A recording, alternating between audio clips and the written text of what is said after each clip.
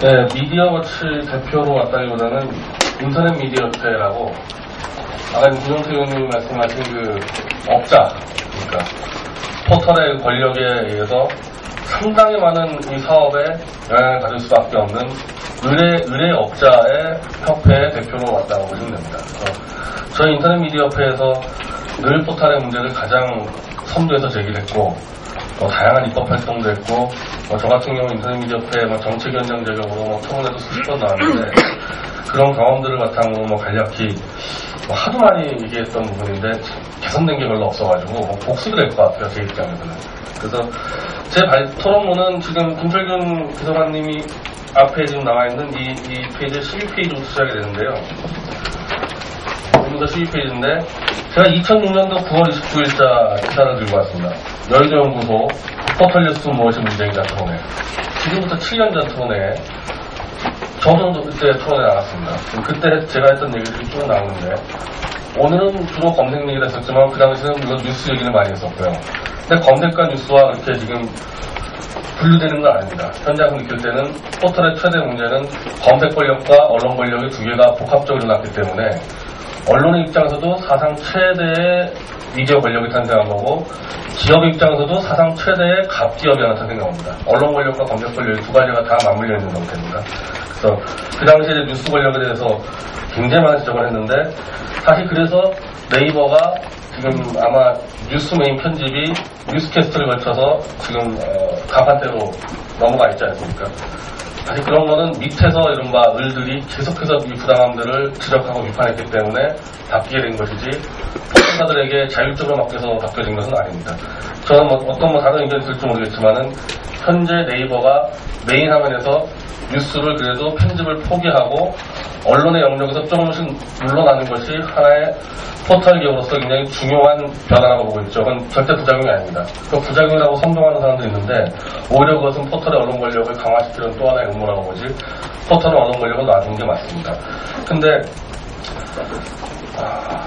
그것만 해결되는 문제가 아닙니다. 아까 말씀드린 대로 이 검색 권력이라는 게 이게 모든 컨텐츠 사업, 인터넷상에서의 컨텐츠 사업에 갑의 위치에 있다 보니까 언론사 컨텐츠도 마찬가지로 희생이 될 가능성이 있는데요. 예를 들면은 네이버 같은 경우 아마 검색 제휴만 가지고 한 인터넷 신문사라고 한 300에서 400개 정도를 제휴하는 걸로 알고 있습니다. 그럼 전체 인터넷 신문사 개수가 선거 때마다 하도 많이 늘어나가지고요. 분기마다 달라지는데 한 7, 8천 개 되는 걸로 알고 있어요. 그럼 7, 8천 개 되는 인터넷 신문사 중에서 네이버의 검색이 잡히는 게 한 300개, 400개다. 그러면은 대중적으로는 네이버의 검색에 잡히는 3, 400개 정도만 언론사라고 인지가 되지 3, 400개 바깥에 있는 7,000개, 8,000개는 언론이 아닌 거죠. 그러면 대한민국에서 언론사고 한다 했을 때 언론사로서의 인증을 문광부나 서울시가 내리는 게 아니라 네이버의 검색 담당 직원이 내리게 돼 있다는 거예요. 네이버 검색에 못 들어가면 언론사가 아닌 겁니다. 그럼 네이버가 매년 이렇게 심사를 하는데 저희 미디어워치도 네이버로서 심사를 받는데 누가 무슨 기준으로 심사해가지고 이 매체는 질이 떨어지니까 검색을 안 잡아주겠다 퇴출시키는 거 아무도 모릅니다. 아무도 몰라요. 네. 저희는 제가 아마 2007년부터 네이버 검색으로 돼 있다고 하는데 누가 뭘 심사해가지고 미디어워치가 계속 검색 연장이 되는지 아무도 모르고 연장이 되고 있고 반면에 저희 다른 변호사 같은 경우는 마시아투데이 같이 큰 매체 같은 경우도 지난해에 검색주가 중단됐는데 누가 뭐 때문에 몇 점을 맞아가지고 안 되는지 아무도 모릅니다. 저는 여기서부터 검색 권력의 남용이 시작된다고 봅니다. 아까 이상승 교수님 그 발제문도 보니까 멜론 가지고 얘기가 나오는데 이 워낙에 검색 권력이 막강하기 때문에 이걸 가지고 네이버 경영진이든 다음 경영진들이 얼마나 장난칠 수 있다는 거죠. 그냥 기분 나쁨 빼고 그걸 투명한 공개할 수가 없으니까. 그런 권력의 남용은 도대체 어디서부터 비롯된 거고 그냥 그대로 참아야 되는 건가? 소비자들의 편입해가지고. 저는 그건 아닌 것 같습니다. 왜냐하면 이 검색이라는 것을 저희가 인터넷 현장에서 직접 경험해 보면은 이 오프라인으로 따지면은 철도하고 거의 유사해요. 철도 사업하고 거의 차이가 없습니다. 미국의 철도는 미국 정부가 깐 게 아니라 일반 기업이 갖다 깔았습니다. 투자해가지고. 그럼 그 철도 사업을 깐 사람이 철도의 소유자가 자기 물건부터 먼저 내다 팔기 시작하면 어느 제조업자가 그 철도 사업자하고 경쟁 가능하겠습니까? 그냥 일반 이메일 사업이나 블로그 사업과도 큰 차이가 난다는 거죠. 검색 사업이라는 것은. 즉 검색은 온라인상에 깔아놓은 철도 사업이기 때문에 저걸 장악하고 있으면은 그 밑에다가 어떤 상품도 갖다 먼저 실어낼 수 있으니까 경쟁에서 너무 앞서. 이건 뭐 반도체를 갖고 있는 삼성전자라든지 자동차 현대차하고도 비교할 수 없을 정도의 하나의 권력이다. 그래가지고 사실은 미국도 철도 조합을 다 해산시켰버린 거 아닙니까? 그 공공화가 된 거죠. 그래서 그때부터 얘기하면은 포탈 쪽에서는 우리 민간이고 누구든지 뭐 투자하면 될 수 있다 그러는데 사실 현실적으로는 검색 권력 잡고 있는 부분에서 일반 콘텐츠 업자가 듣기는 굉장히 어려운 부분이 있는 겁니다. 그리고 또 하나 이제 이번에서는 주로 경제 문제인데 검색 권력이나 언론 권력을 워낙 자유자재로 남용할 수 있다 보니까 저희가 볼 때는 정치적으로 심각한 문제들이 자꾸 발생을 하는데 저는 지난해 대선 때 같은 경우 미디어 다음은 언론 권력을 이용해서 완전히 안철수 대통령 만들기에 우린 걸었다고 보고 있습니다. 그런 수많은 편집 증거가 남아있고 지금 이 시간에도 제가 편집 보고 있으면 이제 국정원 주기가 있습니다. 미디어당. 자, 언론사가 하나의 자기의 노선을 갖고 어떤 정파를 밀 수 있단 말이죠. 오마이뉴스 한겨레, 뭐 저희 미디어 역시 다 할 수 있는데 도대체 포털사 같은 경우는 편집 노선이라든지 편집장의 성향 이런 것도 하나도 안 막혀져 있는데 왜 뒤에서 언론 권력 가지고 정치 권력 만들어내고 대통령 만들어내고 이런 짓을 하냔 말입니다. 이게 7년 동안 비판해 왔는데 전혀 개선될 여지가 없어요.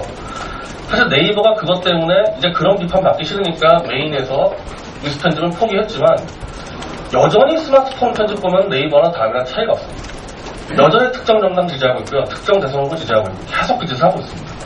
그럼 이게 어떻게 정치적으로 영향을 미치냐면은 자 2006년도 제가 기사 가져왔지만은 그때도 여의도연구소가 이 포털 기업 토론을 하는데 7년이 지난 이 시간에 또 여의도연구소가 토론하죠.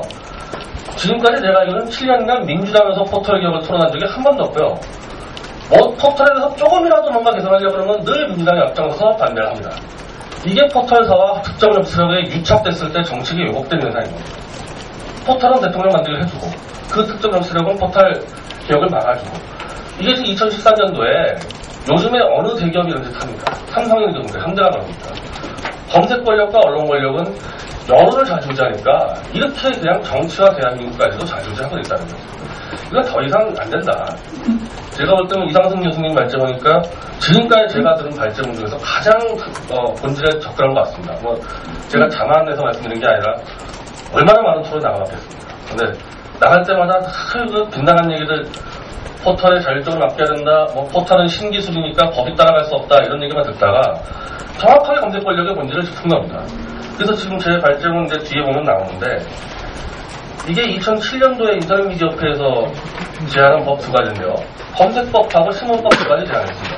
이게 발의돼가지고 두 번에 걸쳐가지고 국회에 올라왔는데 논의도 안 됐지만은 나옵니다. 저희 검색사업자법의 15페이지인데 주요 내용.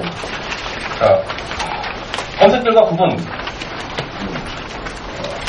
광고부터 숫자와 편집 그리고 뭐 자동 편집 이렇게 구분하도록 만들어 놓고 최소한의 검색 사업자가 지켜야 될 최소한의 의무 조항을 이제 만들어 놓은 게 검색 사업자법인데 제가 한 가지를 설명을 드리면요. 지금 포털은 부가통신 사업자로 이렇게 신고하면 다 할 수가 있죠. 인터넷 신문은 반대로 등록제입니다. 인터넷 신문은.